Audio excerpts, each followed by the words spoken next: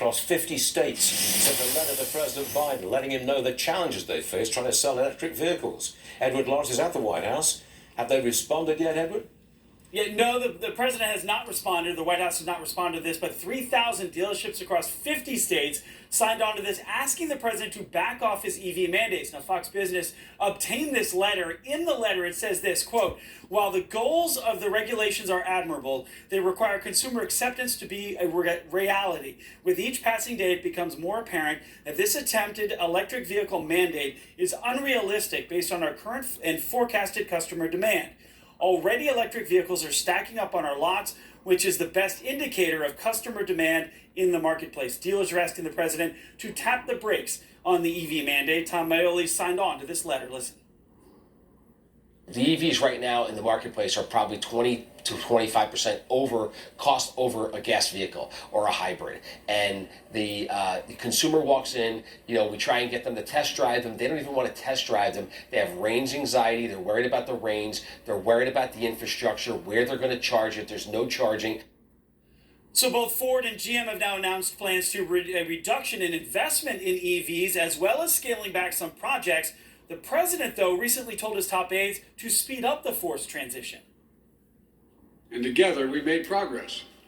From Turkey to air travel to tank of gas, costs went down. They went down. And if people making a lot of money, that doesn't matter a whole lot because the costs are relatively small compared to wealthy incomes.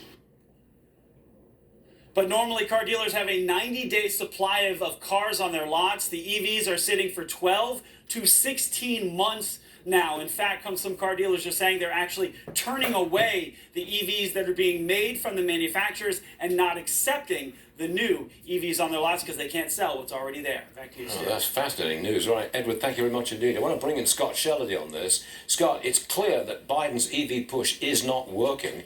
Could we say, it's on the verge of collapse? Yeah, I've never been a big fan, Stuart, and on our air here at RFD TV, I've been saying probably for about 10 months, what happened to the hybrid? Wouldn't that have been a much better step on your way to the EV instead of jamming EVs down everybody's throat, especially when we don't have the infrastructure, which is what everybody's worried about?